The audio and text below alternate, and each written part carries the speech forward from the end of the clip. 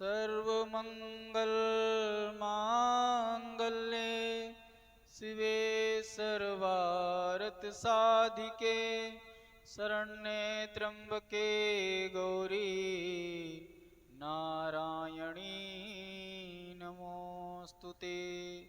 जयंती मंगला काली भद्रकाली कपालिनी दुर्गा क्षमा शिवा धात्री स्वाहा स्वधा नमोस्तुते। सभी देवता लोग माता की स्तुति करते हैं, कहते हे मातेश्वरी हम सब आपकी शरण में हूँ, आप हमारी रक्षा करिए। तो हंसने लगी देवी। कैसे हंसती हैं? ठट्ठाका मार के हंसने लगती हैं कि तुम देवताओं पीड़ित हो गए। तो कहती हैं अब तुम चिंता मत करो,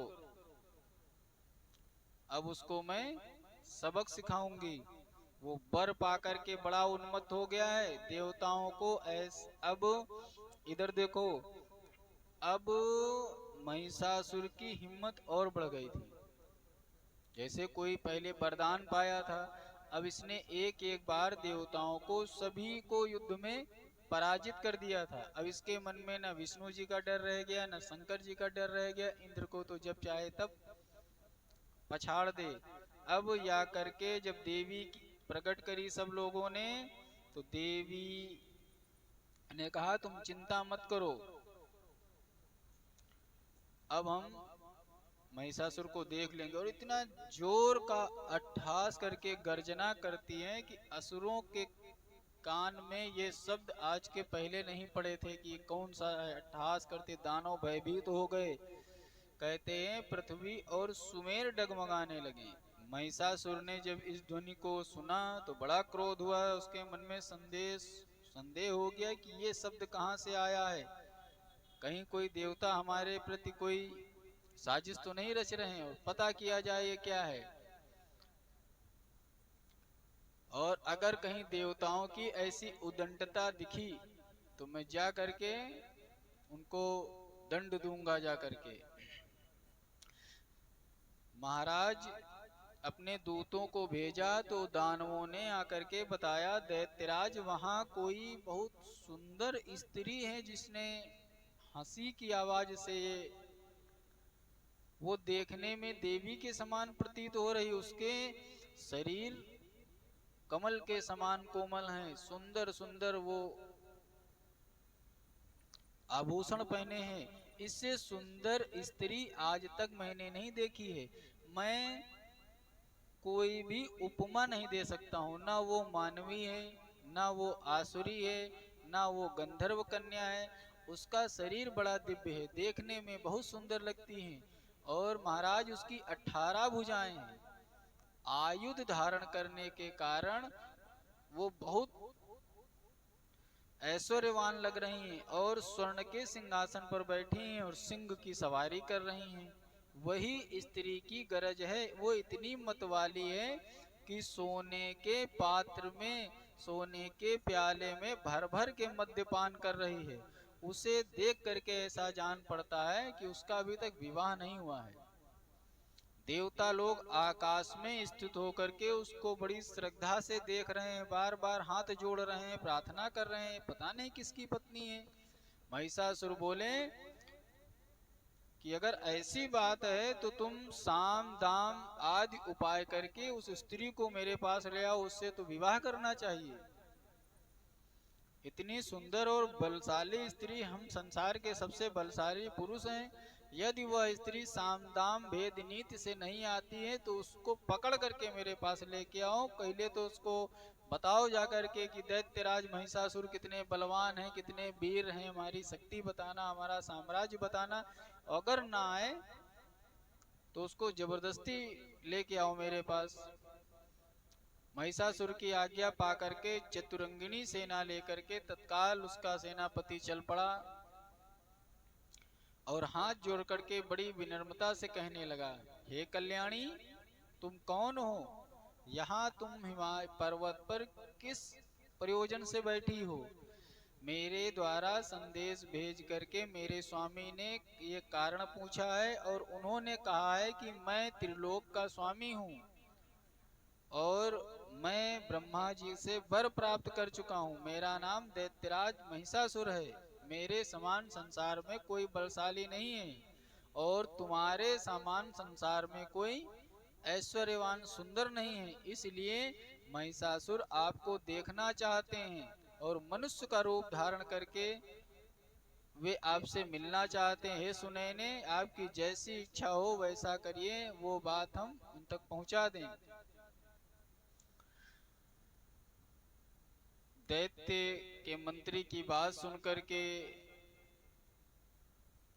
भगवती बहुत जोर से हंसी, बोली, हे मंत्री प्रवर, मैं देवताओं की शक्ति हूँ और यहाँ तो कहते हैं कि मैं तुम लोगों के विनाश का कारण बन सकती हूँ और लेकिन अगर तुम्हारे पति जो है, तुम्हारे जो है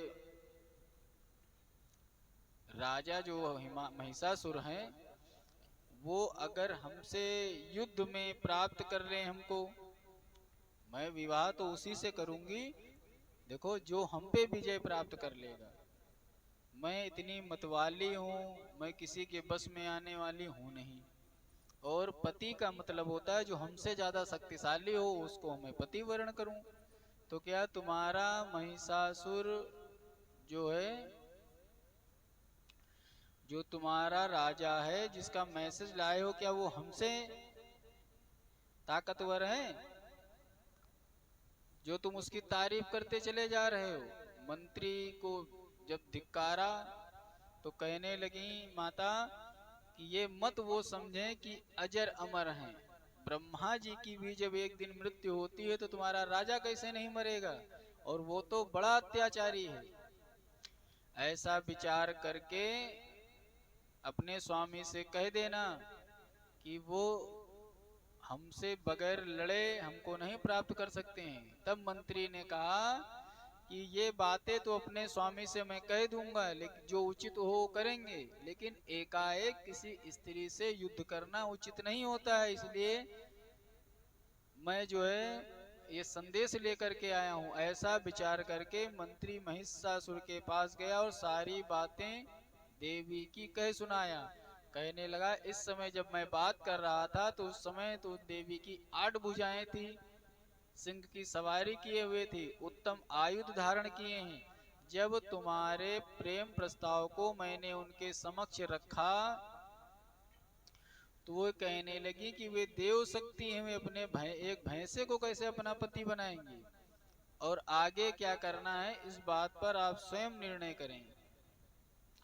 महिषासुर की मंत्रियों से मंत्रणा होती है कि ये स्त्री ने तो हमारी बेइज्जती कर दी। मंत्रियों ने कहा, राजन, मेरी दृष्टि में वो स्त्री है, इसलिए साम नीति ज्यादा उपयोगी होगी। बार बार बातों से मना लो। किसी स्त्री को जबरदस्ती ला करके उसको पत्नी बनाना उचित नहीं हो सकता है। महिषासुर ने कहा, चलो ठीक है, आप लोग अपनी अपनी बुद्धि के अनुसार अलग अलग विचार कर लो, जिस जो लाभप्रद हो वो निर्णय देना मैं कर लूंगा, लेकिन एक बात सुन लो कि वो स्त्री हमें चाहिए ही चाहिए, चाहे जैसे मिले। तब राजा की बात सुनकर विरूपाक्ष ने कहा, जो कुछ स्त्री ने कहा ये मात्र उसकी धमकी है। झूठ बोलना और साहसपूर्ण बातें करना ये सब तो नेचर होता है। आप परम वीर हैं, यदि स्त्री से डरते हैं या उसके अधीन हो जाते हैं तो विश्व में आपकी अपकीर्ति फैलेगी। आप डरे नहीं, मैं उस चंडिका को अकेले ही युद्ध में मार डालूंगा और प्रचंड आक्रमण करके मैं उसका वध कर दूंगा। इस प्रकार महाराज दुर्धर ने बड़ी बड़ी बातें करी।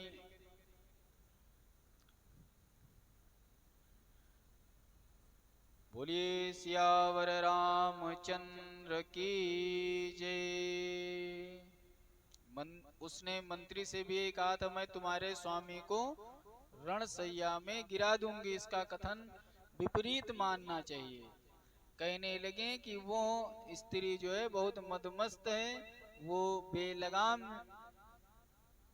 स्त्री है, और उसको जब पकड़ के ले आएंगे, जब तुम्हारे आगे खड़ा करेंगे, तब जाकर के उसकी होश ठिकाने पर आ जाएंगे। महाराज यहाँ पर ताम्र पहले एक बार हार चुका था ना, तो शुक्राचार्य महाराज भी जिंदा करा करते हैं। ताम्र आया, दुर्धर आए, देवी की ताम्र से युद्ध विषयक मंत्रणा हो रही है। देवी द्वारा वास्कल और दुर्मुख का वध हो जाता है। भगवती द्वारा चिक्षुर, तार्म, असिलोमा, विडालाक्ष का वध किया जाता है। सभी राक्षस बला बला करके माता को कोई पकड़ने आता है, कोई लेने आते हैं। देवी के सामने महिषासुर स्वयं लड़ने के लिए आ जाता है। अब जब महिषासुर को पता चला कि सारे उसके सेनापति योद्धा बड़े बड़े मारे जा रहे हैं, तो सैनिकों की बात सुन करके बड़ा दुखी हुआ। हजारों गधों से जुता हुआ रथ मंगवाया, और सारथी ने उसी क्षण वो रथ ला करके सामने खड़ा कर दिया। सामने रथ को खड़ा देखकर दानवराज महिषासुर ने मनुष्य का रूप धारण कर लिया, और सोचने लगा कि आकर्षक होकर के और सौम्य स्वरूप से एक बलिष्ठ शरीर बना करके अगर मैं स्त्री के पास जाऊंगा तो युवती मेरे पे मोहित हो जाएगी। उसने महिषासुर नाम सुना होगा, तो उसके अंदर होगा कोई भैंसा वैसा है। तो बड़ा सुंदर सा रूप बना करके राजकुमार तरीके से वो रथ पर के आभूषण आदि पहन करके दिव्य कामदेव के समान दिखे, ऐसा मेकअप वगैरह करके आया। अपने पास आए हुए दैत्य को देख करके देवी ने अपना शंख बजा दिया। उस ध्वनि को सुनकर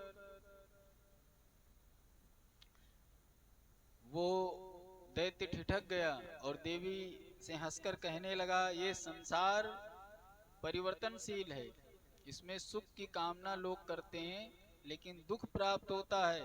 माता पिता के साथ पुत्र होने वाला जो संयोग सुख होता है, वही सब संसार की सृष्टि करता है। और हे प्रिय, तुम युद्ध छोड़ दो, ये सब मदमस्त बातें छोड़ दो। जो आनंद एक गृहस्थ जीवन में पति के साथ में रहने पर है, वही सब मार काट में नहीं रखा हुआ है। इसलिए तुम इच्छानुसार हमें चुन लो, क्योंकि मैं इस सृष्टि का सबसे शक्तिशाली व्यक्ति हूँ। मेरे जो भवन है, रत्न है, आभूषण है, शासन है, सब तुम सेवन करो और मेरी पटरानी बन जाओ। मैं तुम्हारे कारण देवताओं से भी बैर करना छोड़ दूंगा।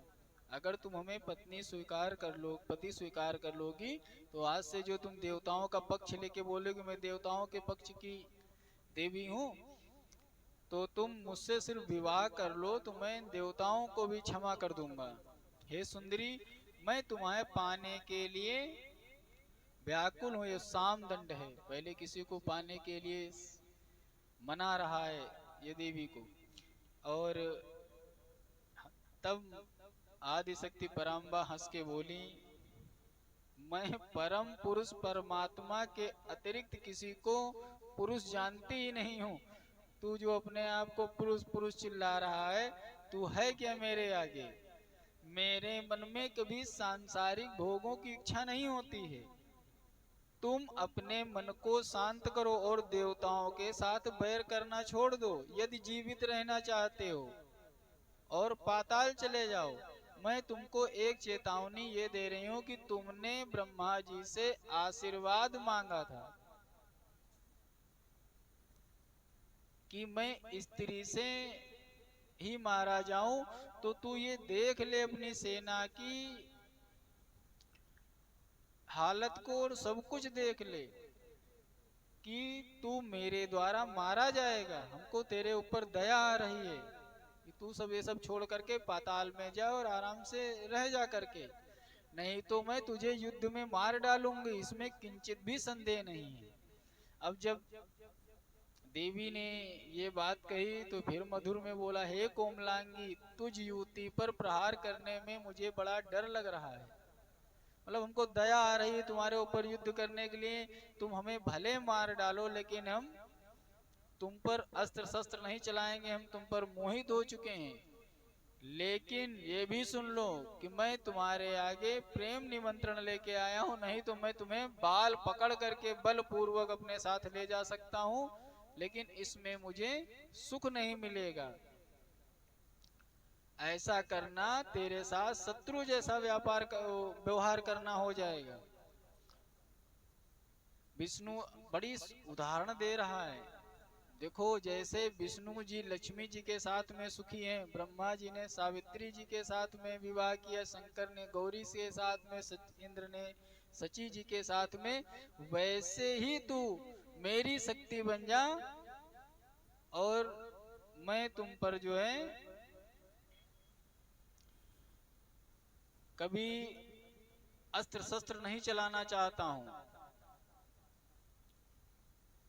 अब महाराज देवी कह रहे हैं कि मध्य लेकर के सोने के कटोरे में पी रही बैठ करके, और महिषासुर पर क्रोधित होकर के लाल लाल आंखें लिए बड़ी मंदोदरी कामदेव को बहका दिया हो। कहते हैं तुम मुझे त्याग कर मंदोदरी के समान पछताएगी। जब मंदोदरी कामार्त हुए थे तो उसने उस धूर्त को अपना पति बना लिया जिसने उसकी पहले उपेक्षा करी थी। महिषासुर के वचन सुनकर के भगवती ने पूछा वो मंदोदरी कौन है, और उसने धूर्त को पति कैसे वर्ण कर लिया था। तो महिषासुर बोला पृथ्वी पर सिंघल नाम एक देश है जहाँ हरे भरे वृक्षों से सुशोभित है, वहाँ का चंद्रसेन नाम का एक राजा रहता था। उसकी पत्नी ने एक सुंदर सी कन्या को जन्म दिया। पिता ने उसका नाम मंदोदरी रखा। जब धीरे धीरे वो कन्या 12 वर्ष की हो गई तो राजा को उसके विवाह की चिंता होने लगी। उस समय मध्य देश में सुधनवा नाम के एक राजा थे। कंबुग्रीव नाम का उनका एक पुत्र था। चंद्रसेन ने ब्राह्मणों के मुख से सुना कि कंबुग्रीव उस कन्या के लिए सुयोग्य वर है। राजा ने गुणवती नाम की अपनी रानी से पूछा कि पुत्री का विवाह कंबुग्रीव के साथ कर दूं। तब माता ने बड़े स्नेह से पुत्री से पूछा तुम्हारे पिता तुम्हारा विवाह कंबुग्रीव के साथ में करना चाहते हैं, इस विषय में तुम्हारा क्या विचार है। तब माता की बात सुनकर के मंदोदरी बोली मैं किसी को अपना पति नहीं बनाऊंगी, मेरा विवाह करने में कोई रुचि नहीं है। ये ज्यादातर जैसे बात निकलती है मैं सदा कुंवारी रहूंगी, शादी ब्याह करने में कोई ज्यादा हमें इंटरेस्ट नहीं है। तमाम कुतर्क दिए कि विवाह करने से अच्छा परतंत्र रहना होता है, स्वतंत्र रहने से मोक्ष की प्राप्ति होती। इस प्रकार विवाह के समय अग्नि और जल के सामने प्रतिज्ञा करनी पड़ती है, हे पतिदेव मैं सदा के लिए पूर्ण रूप से आपके अधीन रहूंगी और मैं किसी का अधीन रहना नहीं चाहती हूँ। साथ ही विवाह की और क्या दिक्कत होते हैं, सास ससुर देवर आदि की दासी बनकर रहना पड़ता है। पति जब देखो तब जो है अपना अधिकार चलाता है। इसलिए यह सब बातें बताकर उसने माँ से कहा कि विवाह करना बहुत दुखदायी है, देखो मैं विवाह नहीं करूंगी। अगर कहीं कुछ ऐसी वैसी घटना घट जाए, पति पहले निपट गया तो वैधव्य का दुख सहना। इसलिए अगर कहीं पति बिगड़ जाए तो दूसरी पत्नी ले आए तो सौतन का दुख। इसलिए हर समय छाती जलती ही रहती है और पति के प्रति ईर्ष्या होने लगती है, नित्य प्रति झगड़ा होने लगता है। इसलिए माँ संसार में वैवाहिक जीवन कोई सुखी जीवन नहीं है। तो माता मैंने सुना है राजा उत्तानपाद राजा के उत्तम नाम के पुत्र थे। उन्होंने अपनी पतिव्रता एवं धर्मनिष्ठ पत्नी बिना अपराध वन में छोड़ दिया था, और पति के रहते हुए भी स्त्री को अनेक प्रकार के दुख उठाने पड़ते हैं। तमाम उदाहरण इतने सुना डाले हैं कि हम सुनाएं तो 4-5 घंटे लग जाएंगे। अपनी माता को उसने संतुष्ट कर दिया कि विवाह नहीं करना चाहिए। अब जब पुत्री ही विवाह के लिए नहीं तैयार हुई तो माता ने कहा ठीक है, अपने पति से सारी बातें बता दी। तो अधिकांश पिता अपनी बात माता पत्नी से कहता है, पत्नी पुत्री से तो यहीं पर बात हुई। पुत्री ने अपनी बात माता को कही, माता ने जाकर के वो बात चंद्रसेन से कही। चंद्रसेन मौन हो गए कि भाई जब इतने कुतर्क हैं, इतनी नफरत है, तो वो काम नहीं करना चाहिए। तो राजा ने उसका विवाह टाल दिया। अब माता पिता के संरक्षण में रहकर घर में ही रहने लगी। एक दिन वही कन्या जो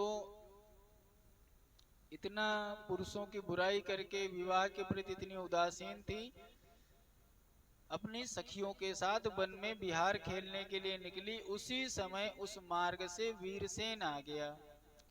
तभी उसकी सखियों ने दूर से राजा को देखा। वीरसेन भी शीघ्रता से वहां आ गया और मंदोदरी को देखकर राजा के मन में बड़ा आश्चर्य हुआ। उतर करके दासी से पूछा, ये किसकी कन्या है? दासी ने पूरा बात बताई कि ये महाराज चंद्रसेन की पुत्री हैं। उसकी बात सुनकर राजा ने कन्या के पास आकर कहा, मैं सूर्यवंशी राजा हूँ, तुम गंधर्व विधि से मेरे साथ विवाह कर लो। यदि गंधर्व विधि न पसंद हो तो मैं तुम्हारे पिता से विधि विधान से विवाह मंडप में करना चाहता हूँ। दासियों के समझाने पर मंदोदरी विवाह के लिए तैयार नहीं हुई। सौरंद्री ने कहा, राजन आप इच्छानुसार जा सकते हैं। अब राजकुमारी आपको अपना पति नहीं बना सकती है। तो राजा वीरसेन भी यहाँ से उदास होकर के चले गए। महिषासुर फिर बोला। ये महिषासुर किसको कहानी सुना रहा है? भगवती को कहानी सुना रहा है कि तुम कहीं पछताओ नहीं। कि मतलब ऐसा कहने वाला था, जब अच्छे अच्छे वर मिलते हैं तो उस समय ना नुकुर करके तमाम कुतर्क युवावस्था में लड़कियां कर देती हैं, बाद में पछताती हैं। तो तुम भी इस समय मदमस्त हो, अपने यौवन में, नशे में हो या अपनी शक्ति में हो, इस गुरूर में न रहो। नहीं तो जब समय निकल जाता है तो बड़ी मुसीबतें उठानी पड़ती हैं। तो महिषासुर पुनः बोला, मंदोदरी की इंदुमती नाम की एक छोटी बहन थी। जब वह विवाह के योग्य हुई तो उसके पिता जब विवाह की तैयारी करने लगे, स्वयंवर रचाया गया, सभी राजा मंडप में बैठे हुए थे। तो इंदुमती ने उनमें से एक गुण संपन्न राजकुमार को वर्ण कर लिया। और उसी समय मंदोदरी ने एक चतुर और धूर्त राजा को देखा और वो उसको देख करके उस पर मोहित उठी। उसका मन हाथ से निकल गया। तब उसने पिता से कहा, मेरा विवाह इससे आप कर दीजिए। मैं मद्र देश के राजा को देखी हूँ, इनके प्रति आकर्षित हूँ, इनसे विवाह करना चाहेंगे। अब मंदोदरी ने आवेश में निर्णय ले लिया कि मेरा विवाह इनसे कर दो। राजा चंद्रसेन ने विवाह की उत्तम व्यवस्था की। मद्र देश के राजा को अपने घर में बुलाकर धर्म विधि से कन्यादान कर दिया। अब मद्र देश के राजा भी उस सुंदरी कन्या को पाकर बड़े प्रसन्न हुए और अपनी राजधानी आकर गए। चारु देश में बहुत दिनों तक इंदुमती के साथ में रहा। एक दिन राजा किसी दासी के साथ घूम रहा था और सौरंद्री, यानी सौरंद्री क्या होती हैं? जो राजा रानियों के साथ में रहने वाली खास सहेलियां होती हैं, जो बिल्कुल, देखो पहले भी एक होता था जिसे कॉपी, जैसे एक राजा होता था, वो अब उन्हीं से मिलते जुलते लोग राजमहल के आसपास रहते थे। उन्हीं के हाव भाव, उन्हीं के वस्त्र में कभी हमला हो तो सबसे पहले तुम उनको मिलोगे तो तुमको लगेगा कि राजा मार दिए। जैसे कहीं राजा से मिलना है तो जाओगे तो वैसे लोग मिलेंगे तुमको जो राजा टाइप के होंगे। तुमको उनसे बातचीत करके अगर नहीं पकड़ पाए तो उन्हीं से मीटिंग हो जाएगी। रानी से मिलने गए, कोई बात हुई तो सौरंद्री मिल जाती थी, उन्हीं की तरीके सुंदर चतुर स्त्री जो उनकी सेविका होती थी। तो उन्हीं से काम बातचीत करो तो तुमको लगेगा हम फलाने देश की राजकुमारी से मिल आए हैं। जैसे उत्तरा के साथ में द्रौपदी पहले रहती थी सौरंद्री बन करके, मतलब एक खास सेविका समझो या खास फ्रेंड समझो। नौकरी, वो नौकर भी नहीं होती थी और मालिक भी नहीं होती थी। तो सौरंद्री क्या होती थी? बहुत खास होती थी। ये ज्यादातर मायके से टीम जाती थी। जैसे मंथरा गई थी कैकेयी के साथ में, बहुत खास। सौरंद्री ने मंदोदरी को बताया कि ये तो भाई चरित्र से अच्छे नहीं, इधर उधर विपरीत आचरण करते रहते हैं। क्रोध में भरकर राजा को उलाहना दे दिया। फिर किसी दिन मंदोदरी ने एक दासी के साथ राजा को फिर एकांत में देख लिया। अब उसके वह रूप को समझ में नहीं आई। वही पछताने लगे कि अब अच्छे अच्छे रिश्तों को मना कर दिया, एक ऐसे निर्लज्ज और निर्दयी धूर्त पति के साथ में हम कैसे प्रेम कर सकते हैं, इस जीवन को धिक्कार है। अब महाराज कहने लगी कि जो जितनी घटनाएं इन्होंने विवाह की बात बुराई करी थी वो सारी किसके पास आ गई, जो अच्छे अच्छे रिश्ते आए थे उनको इन्होंने मना कर दिया। अब वो सारी बातें इनके साथ घटने लगी। अब सोचने लगे कि हम आत्महत्या कर लें, क्या कर लें, कहाँ चले जाएं। पिताजी के पास जाएंगे तो पिताजी लोग यही कहेंगे बिटिया जो जो रिश्ता हम देख रहे थे तो मना करते चले गए, हम इसमें क्या कर सकते हैं। और मायके जाएंगे तो वहाँ सखियां हमारी हंसी उड़ाएंगी। अब वैराग्य धारण करके हमको कहीं अलग जाना पड़ेगा, ऐसा दुखी होकर के वे एकांत में रहने लगी और सभी संबंधों को त्याग दिया। तो क्या कह रहे हैं, महिषासुर ज्ञान की बातें किसको बता रहे हैं, भगवती को, कि तुमको भी एक दिन ऐसे ही दुखी रहना पड़ जाएगा, कहीं गलत फैसला कर लोगी। देवी बोली, अरे मंदबुद्धे, तू हमसे विवाह करने की बात कर रहा है, हम तुमको जीवित रहने की सलाह दे रहे हैं। तू पाताल लोक को चला जा या फिर मेरे साथ युद्ध कर। अब या तो मैं तुझे मार दूंगी अब, या तू मुझे हरा दे तो मैं यहाँ से अब चली जाऊंगी। अब क्योंकि जब साधु संतों पर देवताओं पर कष्ट आता है तो मैं देह धारण करके प्रकट हो जाती हूँ। मैं निराकार अजन्मा हूँ। जैसे सामान्य मानव जन्म लेते हैं, मैं वैसी कोई शक्ति नहीं हूँ। क्योंकि देवताओं ने मुझे तेरा वध करने के लिए ही आवाहन किया है, इसलिए मैं तेरी मृत्यु हूँ। तू अपनी मृत्यु समझ करके या तो हमसे दूर चला जा या हमें स्वीकार कर ले। तो देवी के कहने पर महिषासुर धनुष लेकर युद्ध भूमि में, रणभूमि में डट गया। उसने अनेक बाण छोड़े, भगवती ने उसके सभी बाणों को मार्ग में ही काट दिया। उसी समय दुर्धर नामक दैत्य आकर विषैले बाणों से वर्षा करने लगा। कुपित देवी ने एक ही त्रिशूल में उसे मार दिया। फिर अंधक गदा लेकर रणभूमि में उतरा।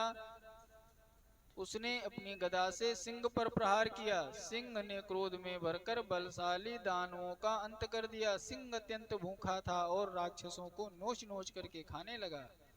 अब तो महिषासुर को बड़ा आश्चर्य हुआ। उसने देवी पर एक साथ अनेक बाणों से वर्षा कर दी, किंतु भगवती ने मार्ग में ही उन बाणों को काट दिया, उनके टुकड़े टुकड़े कर दिए। जगदम्बा ने महिषासुर की छाती पर गदा से प्रहार किया। महिषासुर गदा से घायल होकर के, मूर्छित होकर के पृथ्वी पर गिर पड़ा। थोड़ी ही देर बाद पापी उठकर पुनः खड़ा हो गया और सिंह पर अपनी गदा से प्रहार कर दिया। अब सिंह ने जब महिषासुर को नोच नोच खाने लगा, गर्दन पकड़ के जब झिटक दिया, तब महिषासुर एक विशाल भैंसे के स्वरूप में जो था वो अब सिंह का रूप धारण कर लिया। अब दो सिंहों का युद्ध हुआ। दांतों से भगवती के सिंह को चीरने लगा। तब भगवती ने अपने तीखे बाणों से उसे भेद दिया। अब उसने सिंह का रूप त्याग दिया, वो हाथी का रूप बना लिया और सूंड से बड़ी बड़ी चट्टानें उठा करके वो देवी पर फेंकने लगा, जिन्हें भगवती ने तिल तिल करके काट दिया। उसी समय देवी का सिंह उछल करके उस हाथी के मस्तक पर सवार हो गया। फिर महिष ने सिंह को मारने के लिए हाथी का रूप त्याग करके 8 पैर वाले सर्प का रूप धारण कर लिया। फिर देवी ने उसके मस्तक को जब खड़क से काट दिया, फिर दोनों में भयानक युद्ध होने लगा। वो असुर विकराल रूप धारण करके नाना प्रकार के भेष बदलता सिंहों से, पूंछों से देवी पर प्रहार करने लगा। तब भगवती ने कहा, ठहरो, अब मैं तुम्हें मृत्यु के घाट उतारती हूँ। देवी ने कहा, अरे मूर्ख, ठहर जा, मैं तुझे मार कर देवताओं को निर्भर करूंगी। ऐसा कर करके देवी ने एक मध्य से भरा हुआ सोने का पात्र लिया और बार बार उसे पीने लगी। उसे पीकर भगवती ने अपना त्रिशूल उठाया। महिषासुर भी रणभूमि में मायामय शरीर बना कर देवी पर बार बार प्रहार कर रहा था और चंडिका ने त्रिशूल से उसके हृदय पर जब प्रहार किया तो घायल होकर के महिषासुर भूमि पर गिर पड़ा। उसी क्षण वो उठ करके खुरों से देवी पर अपना प्रहार करने लगा। तब भगवती ने 1000 आरों वाले सुदर्शन चक्र का स्मरण किया और चक्र का स्मरण करते ही दानव का सिर कट करके अलग गिरा जा करके। और उस समय ऐसा प्रतीत होता था मानो लाल रंग वाले पर्वत से गेरू का झरना बह रहा हो, इतना तीव्र रक्त बह रहा था। अब मस्तक कट जाने पर उस दानव से धड़ का काटता हुआ, धड़ जो है कटता हुआ पृथ्वी पर गिर पड़ा। और धड़ निकलते निकलते उससे एक दानव निकलने लगा। तब माता ने त्रिशूल से छाती में उसके द्वारा पुनः तो शंकर जी के त्रिशूल से सीने में वार किया, विष्णु जी के त्रिशूल से उस भैंसे का जब सर काट के गिराया, तब देवता लोग दुंदुमी बजाने लगे, माता पर पुष्प की वर्षा करने लगे। अब भगवती का सिंह मानो भूख से व्याकुल होकर दानों को खाने लगा। देवी ने उसका संहार करके मानो पृथ्वी पर से बड़े पाप का अंत कर दिया हो। हे जन्मेजय, महिषासुर के मरने के बाद जो शेष दानव थे वे भय से त्रस्त होकर के इधर उधर भाग गए। उसके मरने पर पृथ्वी पर जितने देवता, ऋषि, मुनि, सिद्ध, चारण, गंधर्व थे वे सबके सब प्रसन्न होकर के जगदम्बा की स्तुति करने लगे। देवताओं से स्तुति सुनकर जगदम्बा ने कहा, हे देवगण, इसके अतिरिक्त यदि कोई कठिन कार्य हो तो मुझे बताना। यदि आप लोगों के सामने कोई दुख उपस्थित हो तो मेरा स्मरण करना, उसी क्षण मैं उस कष्ट को दूर कर दूंगी। देवताओं ने निवेदन किया, हे मातेश्वरी, आप हमें अपने चरणों की निश्चल भक्ति प्रदान करिए। हम सब सदा आपके चरणों का ध्यान करते रहें, यही हम आपसे वर मांगते हैं। हम लोग भी माता से यही प्रार्थना करते हैं कि हमारे जीवन में जब भी कोई कष्ट आए तो माता से एक बार अर्जी लगा दो। और एक बार इसीलिए अपनी दुर्गति का नाश करने के लिए दुर्ग समान जो संकट हो उनको अगर दूर करना है तो माँ दुर्गा की आराधना करना चाहिए। इसलिए दुर्गा बोला गया है। जो संसार के लिए भी बिल्कुल बहुत कठिन चीज हो, जो ना आप प्राप्त करने वाली हो, वो माँ दुर्गा की कृपा से प्राप्त हो जाती है। बोलिए दुर्गा मैया की जय। जन्मेजय ने कहा, महाराज आपके मुख से मेरी कथा सुनते हुए तृप्ति नहीं हो रही है, बार बार अब हमें जो आपने जल्दी जल्दी बता दिया था शुंभ निशुंभ के तप का प्रभाव बताइए।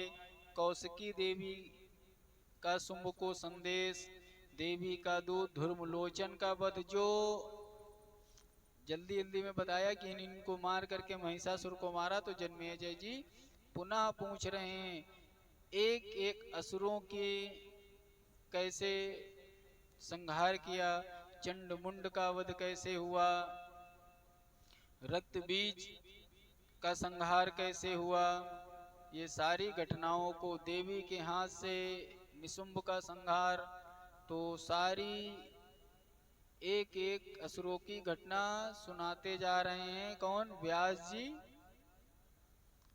और जन्मेजय जी को। तो व्यास जी कहते हैं, जब जब शत्रुओं पर, जब जब जो है देवताओं पर कष्ट आया है या वे शक्तिहीन महसूस किए हैं, तो तब माता ने उनकी रक्षा की है, उनको अभय दान किया है। देवी की आराधना, हवन विधि आदि के बारे में बताते हैं। राजा सूरत और समाधि वैश्य की कथा भी देवी पुराण के अंतर्गत कही जाती है। भगवती की विधि के अनुसार पूजन करनी चाहिए। माता को श्रृंगार और अर्चन बहुत प्रिय है। पवित्र स्थान पर देवी की मूर्ति की प्रतिष्ठा करनी चाहिए। नवाक्षर मंत्र का जप करना चाहिए। अष्टमी, नवमी एवं चतुर्दशी तिथियों पर विशेषकर बिल पत्रों और कनेर के पुष्पों से पूजा करनी चाहिए। कुमारी कन्याओं का पूजन करना चाहिए। ब्राह्मणों को भोजन कराना चाहिए। ऐसा करने से निर्धन भी धनी हो जाता है रोगी रोगों से मुक्त हो जाता है और राज्य से निकाला हुआ राजा भी सार्वभौम राज्य को प्राप्त कर लेता है। जो कोई भी विशेष करके नवरात्रों में व्रत करता है और इस परम पुनीत देवी भागवत को सुनता है, जीवन काल में सांसारिक भोगों को भोगता है, अंत में मोक्ष को प्राप्त कर लेता है। इसलिए हे भक्तों, देवी की पूजा विधि विधान से करते हुए 9 दिन देवी की लीलाओं का, उनके चरित्रों का श्रवण करें, पाठ करें और हवन आदि के द्वारा माता को प्रसन्न करें। अंत में सावित्री भगवती चंडिका की आराधना करते हुए कहते हैं, जो कोई भी देवी की उपासना करता है, पूजा करता है, उसको खोया राज्य मिल जाता है। उस जिसके अपने तिरस्कृत कर दिए होते हैं वो उनको प्राप्त हो जाते हैं। इसका उदाहरण देते हुए एक राजा सूरत और समाधि वैश्य की कथा सुनाई गई कि उन्होंने कैसे 9 दिन देवी जी की पूजा की। सप्तशती आदि में आप पढ़ते हैं और उनकी कृपा से उनको राजपाट सब कुछ मिल जाता है। श्री राम